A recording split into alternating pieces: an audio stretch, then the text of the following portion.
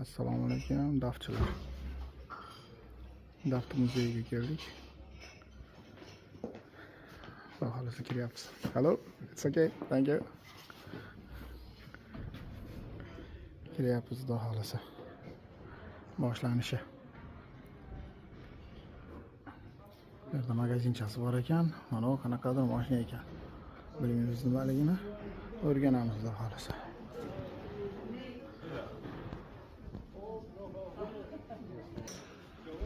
Boshlanishi yomon emas. Kabina kimga kerak kabina? XF высокая kabina. Xo'p. Mana Daft'da 600 Deluxe degan 2 silindr motorli mashinasi ekan.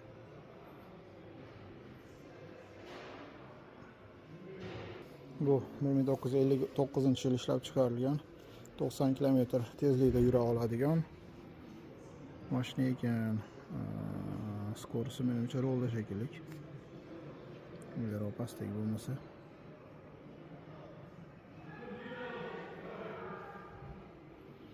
O'zimizni Moskvishdan jicha kichkinaga o'xshayapti. Moskvishlarni. Mana mashinani mana Daft'da Deluxe'da motoriga mana ikkisi ajoyib nimasini topib oldim. Mana 28-yilda qurilgan deyapti. Hop, spishka yoqqanim uchun uncha yaxshi ko'rinmayapti. Lekin qorong'i ekanda xona. Mana bu 2019-yilga doğru kelgan ekan. Hop, ko'ramiz mana ishchilari 28-yil. Mana mashinalar chiqarishyapti katta zavod 39-yil. 11 yildan keyingi holat. Ko'z ortib boryapti. Qorong'ilik. 40-yil. Gullar bilan turishibdi. Bir narsa olib shekilli. Bu yo'g'i Daft kelajagiga xushlayapsizlar. Ozgina ekan.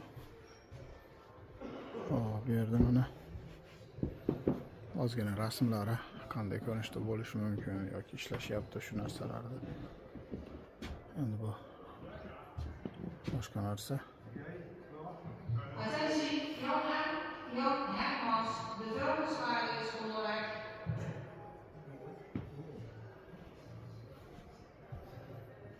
Maketlar endi bo'lishi mumkin bo'lgan nimalarni mashinalarda. Lekin mana ajoyib ekan.